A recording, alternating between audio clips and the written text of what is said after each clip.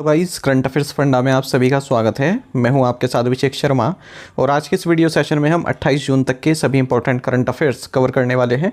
हमेशा की तरह आप इस वीडियो को अंत तक जरूर देखिएगा, आज भी आपको काफ़ी कुछ जानने के लिए मिलेगा। इस सेशन को शुरू करने से पहले आप सभी को बताना चाहूँगा कि करंट अफेयर्स फंडा अपने 10 ईयर कंप्लीट होने पर आपको 50% ऑफ प्रोवाइड करा रहा है करंट अफेयर्स फंडा का जो भी कोर्सेज़ हैं उन सभी पर, और इसमें हमारा ये जनरल अवेयरनेस कोर्स भी है। तो ये स्पेशल ऑफ़र 27 से 30 जून तक वैलिड है। उसके बाद फिर से जो हमारे पहले वाले प्राइसेस थे वो लागू हो जाएंगे।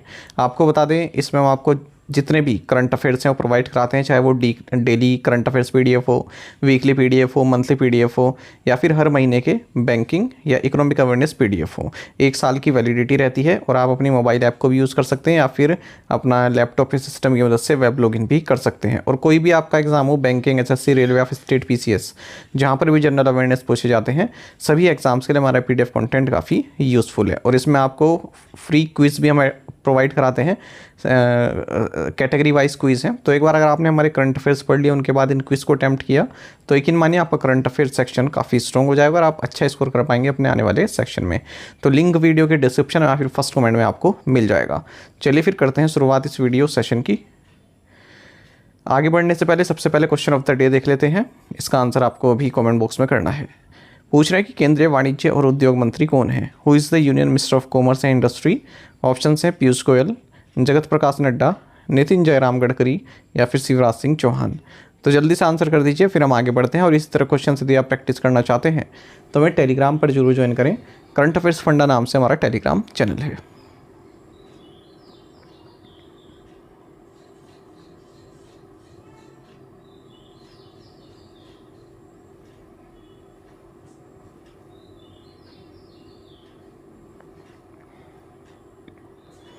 Who has been re-elected as the Speaker of 18th Lok Sabha?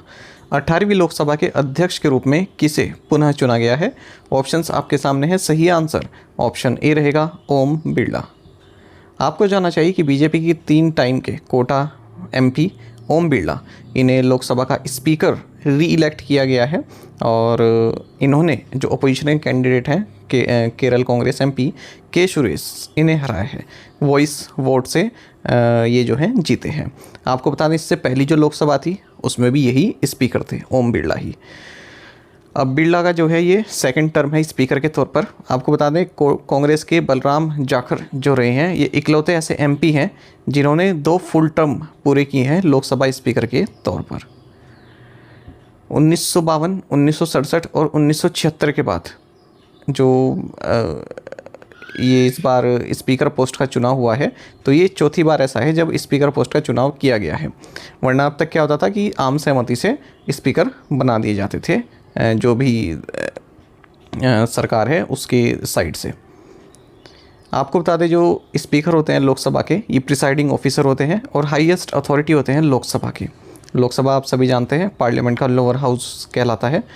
और स्पीकर जनरली जो लोकसभा के बाद जनरली जो लोकसभा जो गठित होती है उसकी जो फर्स्ट मीटिंग होती है उसी दौरान इनको इलेक्ट किया जाता है। प्रोटेम स्पीकर नियुक्त होते हैं, फिर 1-2 दिन बाद लोकसभा के स्पीकर नियुक्त हो जाते हैं।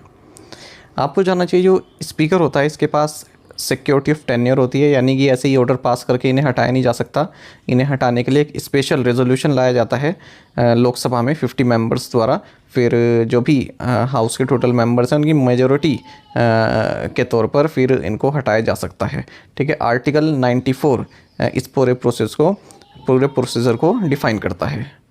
आपको ये भी जानना चाहिए कि स्पीकर का जो इलेक्शन होता है इसकी डेट प्रेसिडेंट द्वारा फिक्स की जाती है। और यदि कभी ऐसी ज़रूरत पड़ जाए कि दोनों हाउस जो है राज्यसभा और लोकसभा, इनकी जॉइंट सिटिंग करनी पड़े, तो उसकी अध्यक्षता स्पीकर करते हैं, ना कि प्रेसिडेंट। ये क्वेश्चन पूछा गया एग्ज़ाम में, ठीक है। और प्रिंसिपल स्पोकमैन भी होते हैं स्पीकर लोकसभा के, और जो भी इनके डिसीजन है पार्लियामेंट्री मैटर में वो फाइनल होते हैं। जो स्पीकर होता है ये डिप्टी स्पीकर के इलेक्शन की डेट भी फिक्स करता है। आपको बता दें, जो 17वीं लोकसभा थी, इससे पहले वाली लोकसभा थी 1952 के बाद, ठीक है, ऐसा पहली बार हुआ है जब कोई डिप्टी स्पीकर नहीं चुना गया। गणेश वासुदेव मावलंकर, जिन्हें दादा साहिब भी बोलते हैं, ये फर्स्ट स्पीकर थे लोकसभा के। और लॉन्गेस्ट सर्विंग स्पीकर कौन रहे हैं? बलराम जाखड़, जिनका टेन्योर 9 साल 329 दिन तक चला है। तो ये पूरी जानकारी मैंने आपको स्पीकर से संबंधित दी। आपका कोई भी एग्ज़ाम होगा आने वाला, वहाँ से अगर स्पीकर से संबंधित क्वेश्चन आ जाए आपसे तो आप अच्छे से हैंडल कर पाएंगे। आर्टिकल 93 स्पीकर और डिप्टी स्पीकर जो लोकसभा के होते हैं इनके बारे में बताता है। Who was recently appointed as the leader of the house in Rajya Sabha. हाल ही में राज्यसभा में सदन के नेता के रूप में किसे नियुक्त किया गया है? सही आंसर ऑप्शन डी होता है जगत प्रकाश नड्डा। देखिए, भारतीय जनता पार्टी के जो मेंबर ऑफ पार्लियामेंट है और यूनियन मिनिस्टर हैं जगत प्रकाश नड्डा, ये लीडर ऑफ द हाउस यानी कि सदन के नेता चुने गए हैं राज्यसभा में। आपको बता दें, इनसे पहले राज्यसभा में जो सदन के नेता थे वो पीयूष गोयल थे, पर पीयूष गोयल इस बार लोकसभा मेंबर बन गए हैं, नॉर्थ मुंबई सीट से चुनकर आए हैं। कांग्रेस प्रेसिडेंट मल्लिकार्जुन खड़गे ये करंट लीडर ऑफ अपोजिशन है अपर हाउस में। Which Indian city was recently recognised as a world craft city by the world craft council. हाल ही में वर्ल्ड क्राफ्ट काउंसिल द्वारा किस भारतीय शहर को वर्ल्ड क्राफ्ट सिटी के रूप में मान्यता दी गई है? सही आंसर ऑप्शन बी रहेगा श्रीनगर। आपको जानना चाहिए, श्रीनगर 4th इंडियन सिटी बन गई है जिसे वर्ल्ड क्राफ्ट सिटी के तौर पर रिकॉग्नाइज किया गया है वर्ल्ड क्राफ्ट काउंसिल के द्वारा। आपको बता दें, 3 साल पहले श्रीनगर को UNESCO creative city network for craft and folks arts के तौर पर भी रिकॉग्नाइज किया गया था। जयपुर, मल्लापुरम और मैसूर ये अदर इंडियन सिटीज़ हैं जिन्हें वर्ल्ड क्राफ्ट सिटीज़ के तौर पर रिकॉग्नाइज किया जा चुका है। वर्ल्ड क्राफ्ट्स काउंसिल की अगर हम बात करें, स्थापना 1964 में कमला देवी चट्टोपाध्याय और एलिन ऑस्बर्न वेब द्वारा की गई थी। और ये जो ऑर्गेनाइजेशन है ये बेल्जियम बेस्ड एक ऑर्गेनाइजेशन है, इंटरनेशनल ऑर्गेनाइजेशन है। Who won WTT contender singles title in Lagos. Lagos में WTT कंटेंडर सिंगल्स का खिताब किसने जीता? सही आंसर ऑप्शन बी रहेगा श्रीजा अकुला। देखिए, Indian table tennis player Sreeja Akula, इन्होंने इतिहास रच दिया है। ये फर्स्ट एवर इंडियन पैडलर यानी कि TT प्लेयर बनी है जिन्होंने WTT कंटेंडर सिंगल्स टाइटल जीता है लागोस नाइजीरिया में। इन्होंने चाइनीज़ प्लेयर डिंग जीजे को 4-1 से हरा है फाइनल में। आपको बता दें, इस जीत के साथ ही श्रीजा अपनी बेस्ट कैरियर रैंकिंग पर पहुंच गई है नंबर 24 पर, और हाईएस्ट रैंक इंडियन भी बन गई हैं और मनिका बत्रा को पीछे छोड़ा है। अकुला और उनकी पार्टनर अर्चना गिरीश कामत, इन्होंने विमेंस डबल फाइनल भी जीता है और फाइनल में उन्होंने यशस्विनी घोरपड़े और दिया पराग चिराले को हराया है। तो सिंगल्स भी जीता इन्होंने और डबल्स भी जीता। और ऐसा पहली बार है जब भारत ने मेंस डबल टाइटल भी यहाँ पर जीता है। हरमीत देसाई और मानव ठक्कर ने अजीज सोलंकी और ओलाजिद ओमोतायो को हराया है फाइनल में। What is the race event that Ferrari won recently. हाल ही में फरारी ने कौन सी रेस प्रतियोगिता जीती है? सही आंसर ऑप्शन सी है 24 आवर्स ऑफ ली मेंस। देखिए, फरारी ने 24 आवर्स ऑफ ली मेंस ये इवेंट जीता है लगातार दूसरी बार। आपको बता दें, 24 आवर्स ऑफ ली मेंस है, ये एक स्पोर्ट्स कार रेस है जो कि एनुअली ली मेंस एक टाउन है फ्रांस में, यहाँ आयोजित की जाती है। हु वॉन हाले ओपन मेंस सिंगल्स टाइटल। हाले ओपन पुरुष एकल का खिताब किसने जीता? सही आंसर ऑप्शन ए है ज़ेनिक सिनर। देखिए, इटालियन वर्ड नंबर 1 ज़ेनिक सिनर, इन्होंने हुबर्ट हुरकैस को फाइनल में हराकर हाले ओपन जीता है जर्मनी में। आपको बता दें, इसी के साथ ये इनका 14th कैरियर सिंगल्स टाइटल रहा है। और ये जो इटली के सीनर हैं, इन्होंने अपना पहला ग्रैंड स्लैम जीता इस बार का जो ऑस्ट्रेलियन ओपन हुआ जनवरी में, और नोवाक जोकोविच को जो है पीछे छोड़कर नंबर 1 प्लेयर बने जून में। Who won 2024 Berlin ladies open singles title. 2024 Berlin ladies open का एकल खिताब किसने जीता? सही आंसर ऑप्शन से रहेगा जेसिका पेगुला। देखिए, 2024 बर्लिन लेडीज़ ओपन एक प्रोफेशनल टेनिस टूर्नामेंट है जो कि बर्लिन जर्मनी में खेला गया। सिंगल्स टाइटल यूनाइटेड स्टेट्स की जेसिका पेगुला ने जीता है। इन्होंने फाइनल में रशिया की अना कलिनस्काया को हराया है। वहीं doubles title Chinese pair Wang Xinyu और जेंग साइसाई ने जीता है। इन्होंने चाइनीज़ ताइपी पेयर को हराया है। What is India's current rank in the domestic airline market globally. वैश्विक स्तर पर घरेलू एयरलाइन मार्केट में भारत की वर्तमान रैंक क्या है? सही आंसर ऑप्शन बी है 3rd। आप इधर चार्ट में भी देख सकते हैं। आपको जानना चाहिए कि OAG डेटा के अनुसार India 3rd largest domestic airline market है पूरे वर्ल्ड में। और पहले नंबर 5 पर था, अब नंबर 3 पर आ गया है। डेटा में बताया गया है कि इंडिया की जो डोमेस्टिक एयरलाइन कैपेसिटी है ये पिछले 1 दशक में डबल हुई है। जहाँ पहले 7.9 मिलियन थी अप्रैल 2014 में, वहीं अब 2024 में 15.5 मिलियन हो चुकी है। और इस पोजीशन पर थर्ड पोजीशन पर भारत ने ब्राज़ील को रिप्लेस किया है और इंडोनेशिया को। आपको बता दें पहले नंबर पर यूएस है, दूसरे नंबर पर चाइना है, काफ़ी आगे हैं दोनों। Where was the third Pushpak reusable launch vehicle landing experiment conducted. तीसरा पुष्पक पुनः प्रयोज्य प्रक्षेपण यान लैंडिंग प्रयोग कहाँ आयोजित किया गया? सही आंसर ऑप्शन डी रहेगा, चित्रदुर्ग। देखिए इंडियन स्पेस रिसर्च ऑर्गेनाइजेशन यानी कि इसरो ने third reusable launch vehicle RLV landing experiment RLEX इसको कंप्लीट किया है पुष्पक व्हीकल के लिए। किस जगह? Aeronautical test range Chitradurga Karnataka पर। ये इस टेस्ट सीरीज़ का थर्ड और फाइनल टेस्ट था। आपको बता दें इस RLV LEX 03 मिशन के दौरान जो पुष्पक व्हीकल है इसको इंडियन एयरफोर्स चिनूक हेलीकॉप्टर द्वारा रिलीज़ किया गया आसमान से 4.5 किलोमीटर के एल्टीट्यूड से। आपके बता दें ये जो मिशन है ये पूरी तरह सक्सेसफुल रहा है। ऊपर से जब ये पुष्पक विमान उतरा और इसने अपनी गति के अनुसार सेफ लैंडिंग की, ठीक है। आपको बता दें जो रियूजेबल लॉन्च व्हीकल है ये इस तरह के रॉकेट्स होते हैं जिन्हें मल्टीपल टाइम्स आप स्पेस मिशन के लिए यूज़ कर सकते हैं। वरना क्या होता है जो ट्रेडिशनल एक्सपेंडेबल रॉकेट्स हैं वो हर स्टेज के बाद डिस्कार्ड होते रहते हैं, फिर उन्हें यूज़ नहीं किया जा सकता।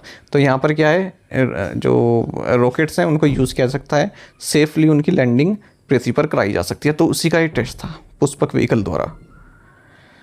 How many light combat helicopters will be procured by the defence ministry from HAL। रक्षा मंत्रालय HAL से कितने लाइट कॉम्बैट हेलीकॉप्टर खरीदेगा? सही आंसर ऑप्शन डी है 156।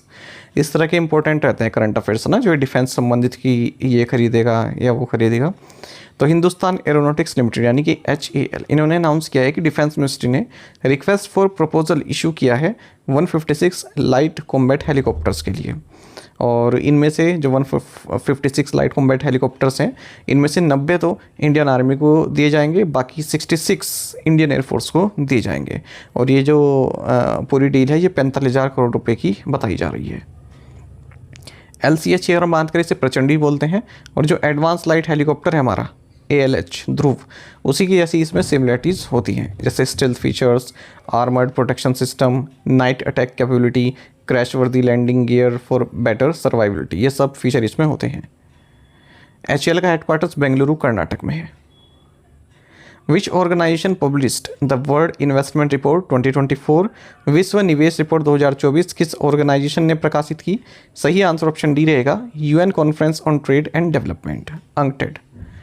देखिए हाल ही में वर्ल्ड इन्वेस्टमेंट रिपोर्ट 2024 ये UN conference on trade and development द्वारा पब्लिश की गई है। इसमें बताया गया है जो ग्लोबल फॉरेन डायरेक्ट इन्वेस्टमेंट है ये 2% तक गिरकर 1.3 ट्रिलियन $, रही है 2023 में। और प्राइमरी जो रीज़न है इसके पीछे इस गिरावट का वो ग्रीन वॉशिंग है।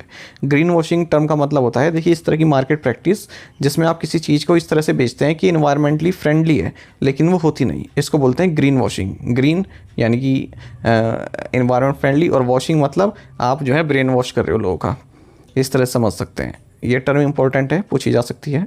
और जो FDI है डेवलपिंग कंट्रीज़ में इसमें भी 7% की गिरावट आई है, 867 बिलियन $, ये रही है। क्योंकि जो एशिया है यहाँ पर भी जो है गिरावट देखने के लिए मिली है, इसी कारण ग्लोबल FDI में भी गिरावट देखने के लिए मिली है। जो डेवलपिंग इकोनॉमीज़ हैं एशिया में, तो वर्ल्ड के जो मेगा प्रोजेक्ट्स हैं 60% यहीं पर चल रहे हैं। यहाँ पर सिग्निफिकेंट इंक्रीज़ देखने को मिला है ग्रीनफील्ड FDI में। ग्रीनफील्ड यानी कि जो स्क्रैच से कोई प्रोजेक्ट बन रहे हैं, ऐसा नहीं कि कोई पहले सी बिल्डिंग खड़ी है उसे रिनोवेट कर रहा है उसमें पैसे लगा रहे हैं, बल्कि बिल्कुल ग्राउंड क्लियर है, वहाँ दोबारा से कोई नया प्रोजेक्ट शुरू है, उसको बोलते हैं ग्रीनफील्ड। एशिया वर्ल्ड की लार्जेस्ट रिसिपेंट है FDI में पूरे वर्ल्ड में, और चाइना और हांगकांग स्पेशल एडमिनिस्ट्रेटिव रीजन, ठीक है, ये सबसे बड़ा मार्केट है इन्वेस्टर्स के लिए। मतलब सब लार्जेस्ट इन्वेस्टर्स यहीं से ही हैं जो इन्वेस्ट करते हैं अलग अलग कंट्रीज़ में। उसके बाद फिर यूनाइटेड स्टेट्स, जापान और सिंगापुर आते हैं। Who launch the national stop diarrhoea campaign 2024? राष्ट्रीय स्टॉप डायरिया अभियान 2024 किसने शुरू किया? सही आंसर ऑप्शन सी है, जगत प्रकाश नड्डा।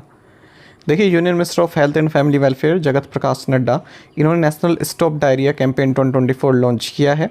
इस कैंपेन के पीछे का जो मकसद है वो ये है कि चाइल्डहुड डायरिया के कारण 0 चाइल्ड डेथ्स अचीव करना। यानी किसी बच्चे की मृत्यु ना हो डायरिया के कारण। आपको बता दें जो ministry of health and family welfare है, इन्होंने अपना जो इंटेंसिफाइड डायरिया कंट्रोल फोर्टनाइट है इसको रीब्रांड किया है और नाम दिया है स्टॉप डायरिया कैंपेन।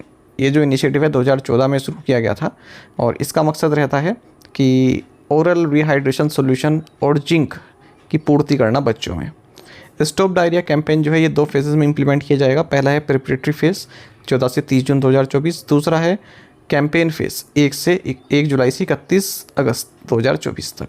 तो इसमें क्या रहेगा, जो ORS है या जिंक के जो पैकेजेस हैं ये आशा वर्कर्स उन सभी घरों में देंगी जहाँ पर बच्चे 5 साल से छोटे हैं। Where was the Bharat centre of Olympic research and education inaugurated? Bharat Olympic अनुसंधान एवं शिक्षा केंद्र का उद्घाटन कहाँ किया गया? सही आंसर ऑप्शन बी है राष्ट्रीय रक्षा यूनिवर्सिटी। देखिए Bharat centre of Olympic research and education, इसको राष्ट्रीय रक्षा यूनिवर्सिटी गांधीनगर गुजरात में इनोग्रेट किया गया है और this centre will serve as the repository of knowledge housing invaluable data and insights in Olympic training methodologies, sports science and athlete development. Recently, which state has announced to establish Prime Minister Excellence College in every district? हाल ही में किस राज्य ने प्रत्येक जिले में प्रधानमंत्री उत्कृष्टता महाविद्यालय स्थापित करने की घोषणा की? सही आंसर ऑप्शन डी है मध्य प्रदेश।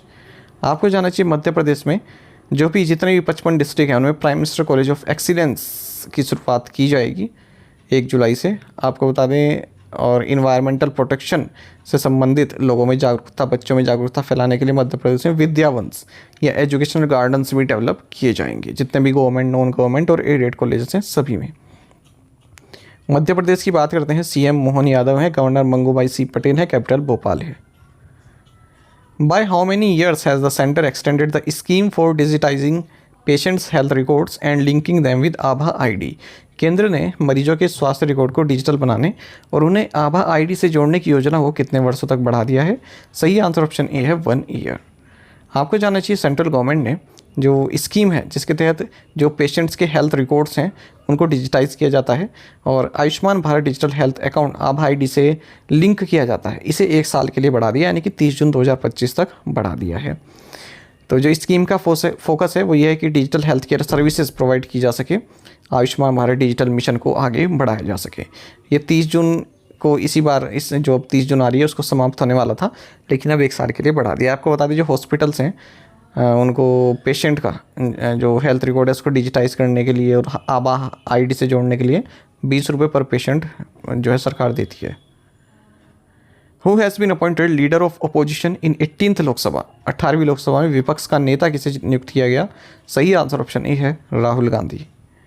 आपको जानना चाहिए राहुल गांधी को लीडर ऑफ अपोजिशन अपॉइंट किया गया है लोकसभा में।